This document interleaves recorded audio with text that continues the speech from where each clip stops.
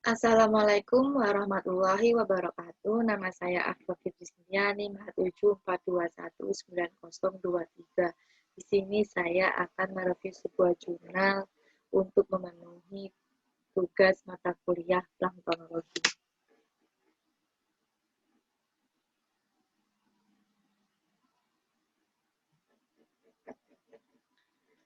Di sini saya mereview sebuah jurnal yang berjudul Variasi Komunitas Plankton dan Parameter Oceanografi di Daerah Penangkapan Ikan Pelagis di Perairan Malang Selatan, Jawa Timur.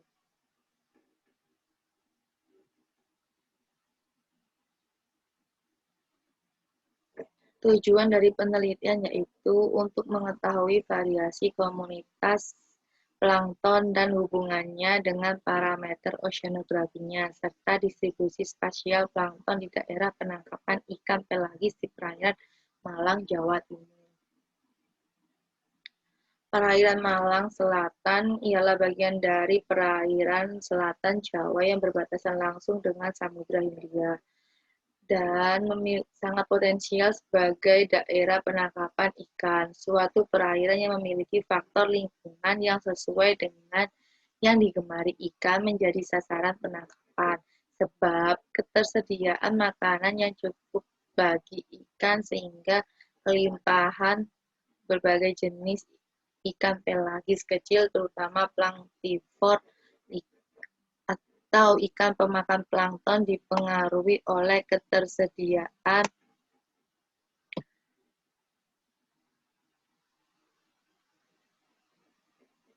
plankton di suatu perairan secara langsung disebut dengan daerah penangkapan ikan. Organisme akuatik yang memiliki peran penting untuk menjaga keseimbangan laut ialah plankton. Plankton terdiri atas fitoplankton, zooplankton, pangkal dari mata rantai, di tropik level teratas yakni fitoplankton, sebab sebagai produsen primer dan sebagai makanan zooplankton lalu oleh ikan dan biota pemakan plankton. Plankton juga digunakan dalam bioindikator kesuburan perairan sehingga dapat dimanfaatkan sebagai salah satu parameter guna memprediksi daerah penangkapan atau fishing ground. Selain itu, plankton berperan sebagai indikator kualitas perairan. Salah satu upaya yang mudah dan murah yaitu dengan pemantauan kualitas suatu perairan dengan pengukuran indikator biologi secara terus-menerus. Sejumlah penelitian tentang indikator biologi telah banyak dilakukan di berbagai perairan di Indonesia. Akan tetapi, terkait daerah penangkapan ikan di Malang masih sangat terbatas. Jadi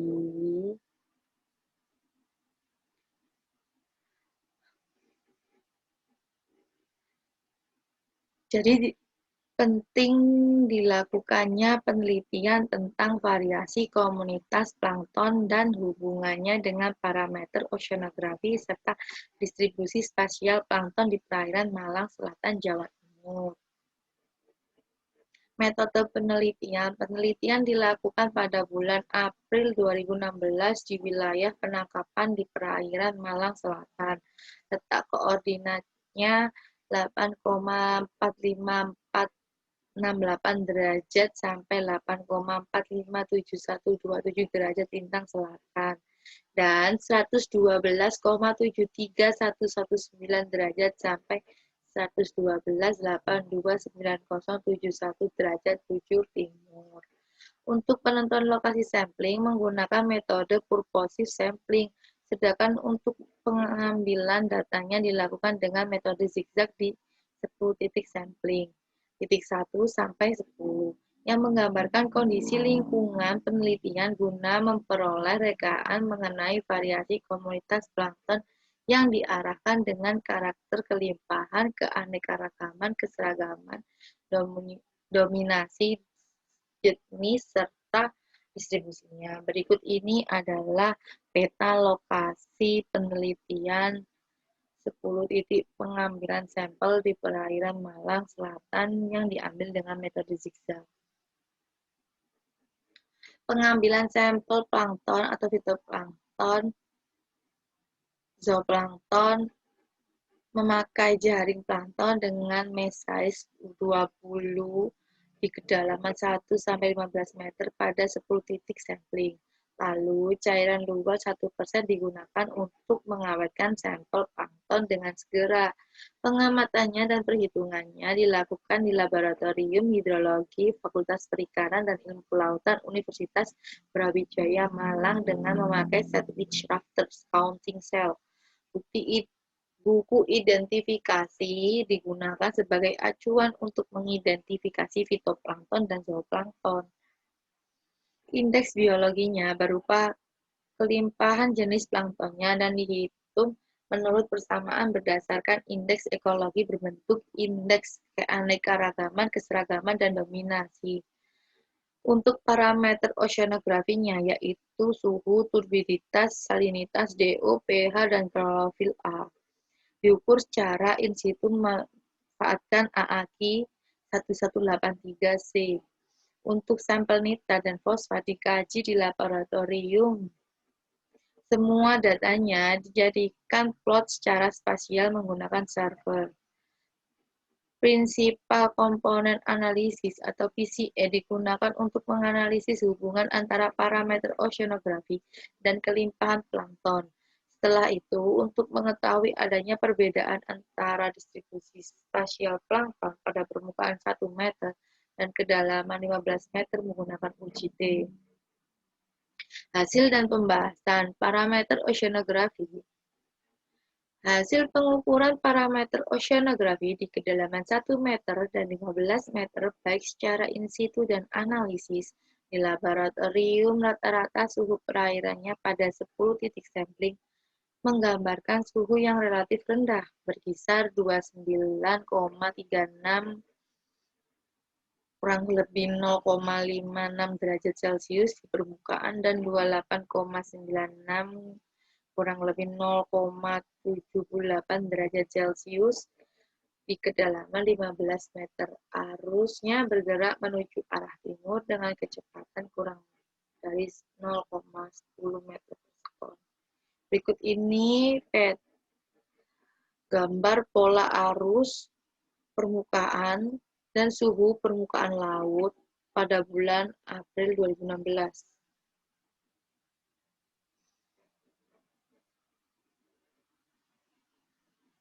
Pola arus di perairan Malang Selatan ini mengikuti pola arus Jawa Selatan atau South Java Current atau SEG yang memiliki pola yang sama setiap tahunnya. Namun, pola arus ini juga divariasi oleh arus Ekman dan gelombang Kelvin. Suhu mempunyai fungsi penting untuk organisme di laut sebab kemampuan mempengaruhi proses fotosintesis di laut secara langsung ataupun tidak langsung. Pengaruh langsung ialah dalam reaksi kimia enzimatik yang berfungsi di dalam proses fotosintesis. Sedangkan pengaruh tidak langsung ialah mampu mempengaruhi struktur hidrologi suatu perairan tempat fitoplankton hidup. Berdasarkan kelimpahan fitoplankton tinggi terjadi di saat suhu perairan relatif rendah antara 28 sampai 29 derajat Celcius. Perairan Malang Selatan dengan nilai nitrat tertinggi 1,64 mg per liter dan suhu mengarah rendah 29,36 derajat Celcius, kadar oksigen terlarut di kedalaman 1 meter dan 15 meter dengan tinggi masing-masing 6,50 kurang lebih 0,09 mg per liter dan 6,57 kurang lebih 0,26 mg per liter. Hal ini diduga sebab adanya difusi oksigen dari udara dan besarnya sumbangan oksigen dari hasil fotosintesis oleh fitoplankton. Sumber utama oksigen dalam perairan ialah dari proses fotosintesis. Semakin subur suatu perairan, maka akan semakin banyak pula fitoplankton yang hidup di dalamnya, sehingga dapat meningkatkan cadangan oksigen terlarut dalam air. Nilai pH air laut waktu pengamatan tidak menandakan adanya perbedaan yang terlalu nyata, sebab rata-rata pH perairan 8,36 kurang lebih 0,02 di kedalaman 1 meter dan 8,38 kurang lebih 0,02 di kedalaman 15 meter. Nilai pH perairan Malang Selatan termasuk basah. pH di perairan laut biasanya berkisar antara 8,1 sampai 8,3 di lapisan permukaan. Untuk di perairan yang lebih dalam, kandungan oksigennya lebih rendah. Nilai pH biasanya 7,5. Hal ini mungkin diakibatkan adanya pengaruh dari aktivitas biologi seperti fotosintesis dan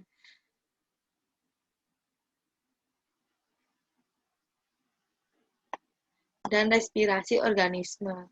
Hal itu sesuai dengan hasil kolerasi pH dan oksigen terlarut di kedalaman 15 meter. Nilai pH berkolerasi positif karena pH yang tinggi bersamaan dengan meningkatnya kandungan oksigen terlarut. Klorofil A, hasil pengukuran in situ menggambarkan nilai rendah di kedua kedalaman, 1 meter dan 15 meter. Secara berturut-turut yakni 0,24 kurang lebih 0,05 mg per meter kubik dan 0,36 kurang lebih 0,08 mg per meter kubik. Rendahnya konsentrasi klorofil A di bulan April ini biasa terjadi di musim peralihan 1, yaitu pada bulan Maret, April, Mei di perairan selatan Jawa dan Bali yang masih dipengaruhi oleh musim barat. Kadar nitrat dan fosfat di kedalaman 1 meter relatif tinggi, ialah 1,27 kurang lebih 0,00 mg per liter dan 0,26 kurang lebih 0,00 mg per liter. Fitoplankton bisa tumbuh dengan baik di konsentrasi nitrat 0,5 sampai 2 mg per liter dan fosfat 0,01 sampai 0,1 mg per liter. Perairan-perairan yang terdapat upwelling ialah perairan yang kaya dengan nutrien dan tingkat kesuburannya yang tinggi. Berikut ini adalah tabel nilai rata-rata parameter oceanografi pada 10 titik sampling. Dari hasil penelitian,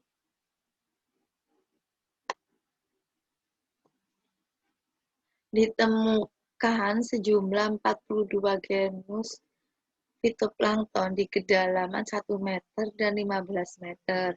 Pada kedalaman 1 meter ditemukan 39 genus termasuk ke dalam 5 kelas, yaitu Bacillariophyceae 27 genus, Chlorophyceae 3 genus, Rhizophyceae 1 genus dan Cyanophyceae 2 genus dan Dinophyceae 6 genus. Pada kedalaman 15 meter ditemukan 35 genus, tersusun atas 25 genus kelas Bacillariophyceae dan 5 genus kelas Dinophyceae, 2 genus kelas Cyanophyceae, 2 genus kelas Chlorophyceae, dan 1 genus kelas Chrysophyceae. Kelimpahan total dari fitoplankton antara 183 sampai 7.841 sel per meter kubik dengan total kelimpahan 49.776 sel per meter kubik.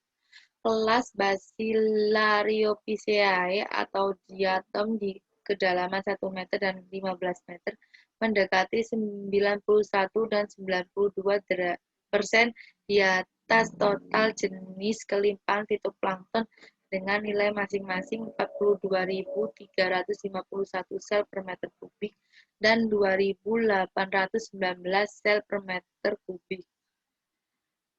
Kelas Bacillariophyceae ialah kelas yang lebih sering ditemukan dari total jenis daripada kelas fitoplankton lainnya yang cukup sering dijumpai di beberapa perairan laut. Tingginya Bacillariophyceae pun didapati di Selat Bali, di perairan selatan Jawa, Lombok, dan perairan Bali, Kepulauan Seribu, dan Teluk Jakarta.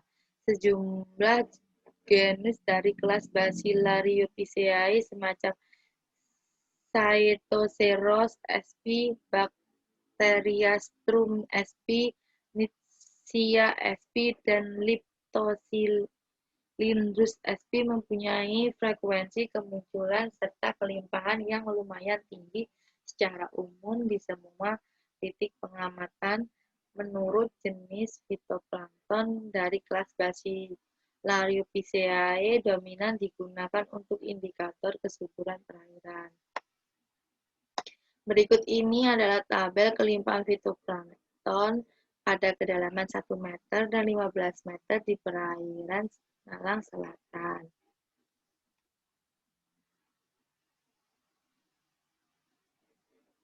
Ini merupakan gambar distribusi kelimpahan fitoplankton di kedalaman 1 meter dan 15 meter.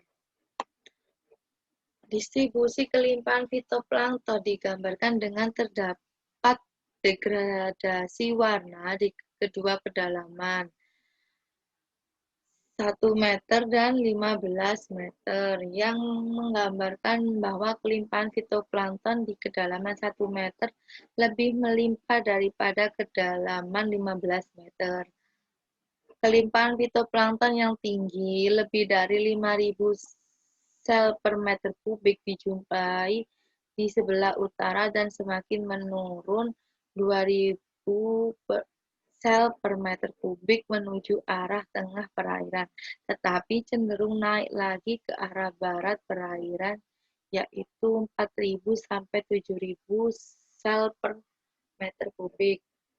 Kelimpahan fitoplankton yang rendah di kedalaman 15 meter disebabkan di pagi hari masih ada intensitas cahaya matahari yang optimal untuk plankton berfotosintesis. Oleh karena itu, fitoplankton tidak jauh dengan permukaan. Tetapi di beberapa titik pengambilan sampel, kelimpahan fitoplanktonnya rendah. Kemungkinan disebabkan adanya grazing oleh zooplankton. Menurut hubungan fitoplankton dan zooplankton dapat berbentuk osilasi, ialah mangsa dan pemangsa atau grazing. Di waktu tertentu terjadi time lag, yaitu fitoplankton tidak melimpah sebab munculnya zooplankton yang lebih sering. Penelitian ini dilakukan di bulan April masuk di musim peralihan 1. Bisa dibilang masih terpengaruh oleh musim barat. Fitoplankton mulai menurun dan diikuti oleh tumbuhnya zooplankton dari jumlah ataupun jenisnya. Terdapat perbedaan kecepatan tumbuh antara fitoplankton dan zooplankton saat fitoplankton tumbuh dengan mengalami pembelahan lebih cepat dibanding dengan reproduksi zooplankton. Hasil uji statistik pada kelimpahan fitoplankton antara kedalaman 1 meter dan 15 meter menggunakan menggambarkan bahwa T hitung lebih besar daripada T tabel, yakni 6.957 lebih besar dari 1.746.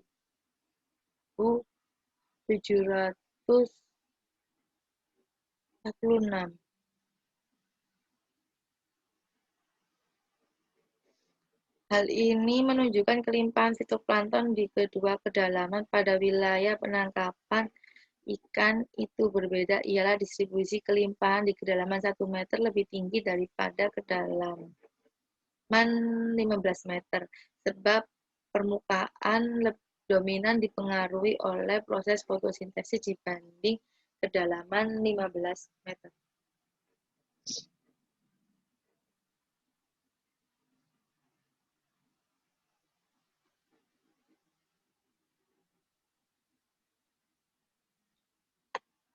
Ini adalah gambar distribusi kelimpahan zooplankton di kedalaman 1 meter dan 15 meter.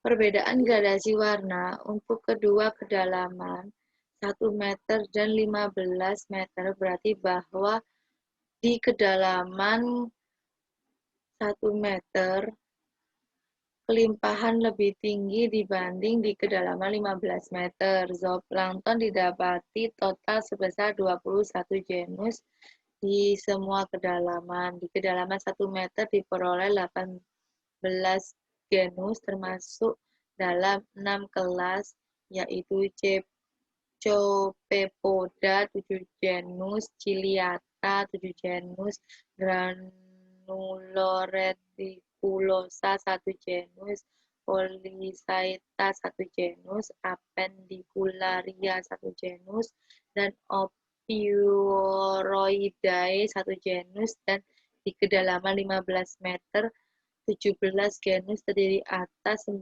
genus kelas Copepoda, 6 genus kelas Ciliata, 1 genus kelas Granuloreticulosa, dan 1 genus kelas Appendicularia.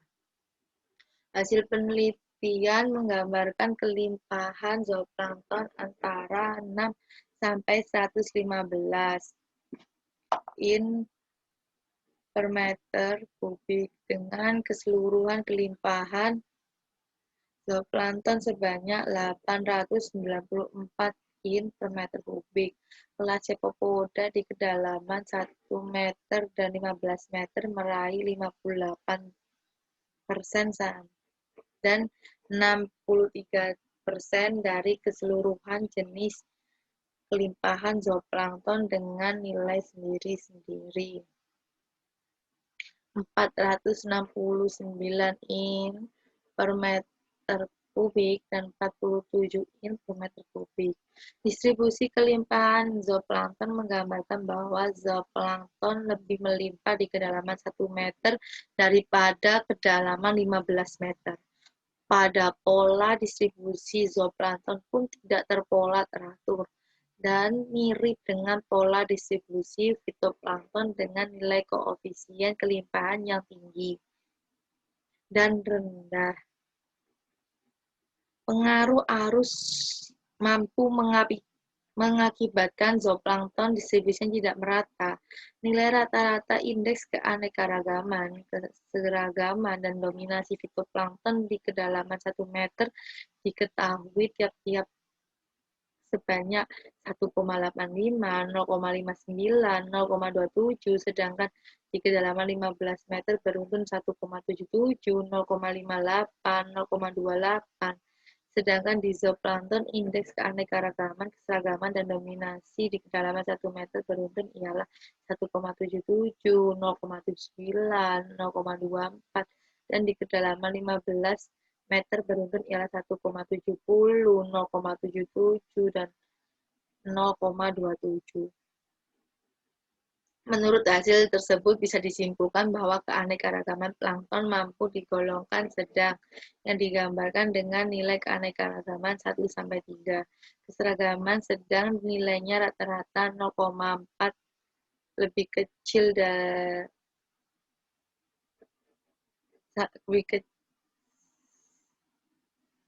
sama dengan lebih kecil dari 0,6 dan dominansinya rendah dengan nilai rata-rata kurang dari 1. Hasil uji statistik menggambarkan bahwa kelimpahan zooplankton di wilayah penangkapan berbeda antara kedalaman 1 meter dan 15 meter karena terhitung lebih besar daripada T-tabel, yakni 11,019 lebih besar dari 1,746.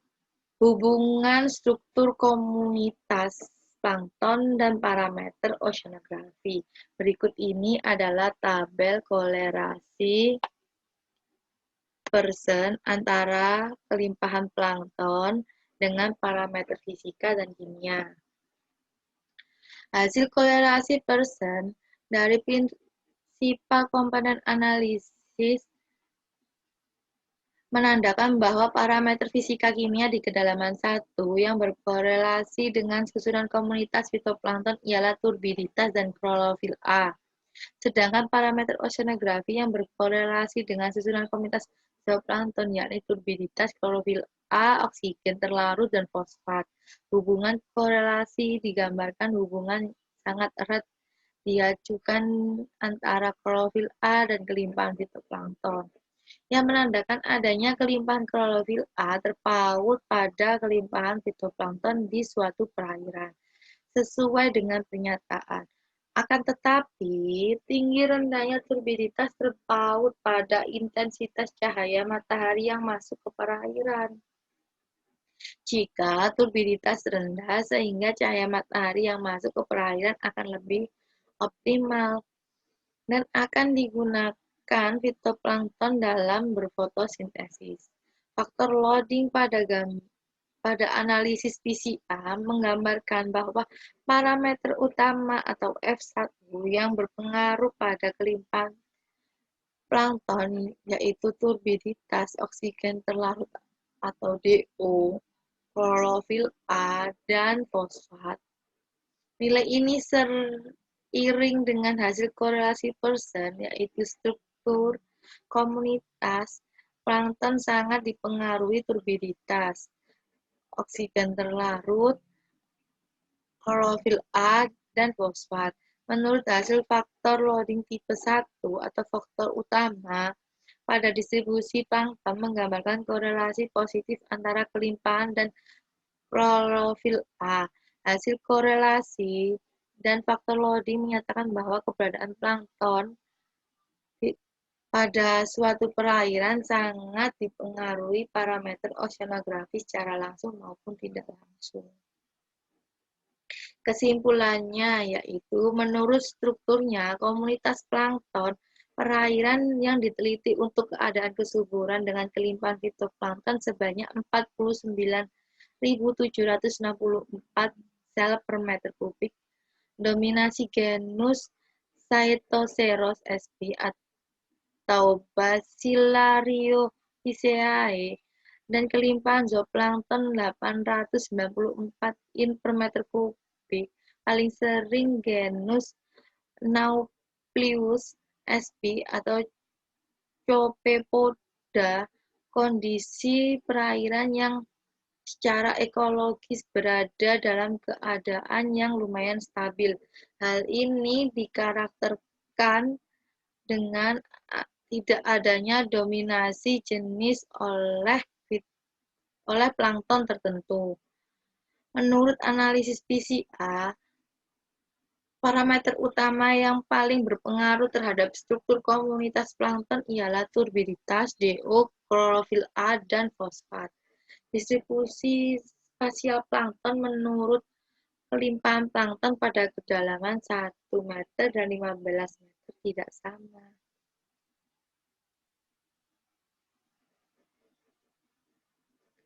Berikut review jurnal dari saya. Apabila ada kekurangan dan kesalahannya, mohon maaf. Wassalamualaikum warahmatullahi wabarakatuh.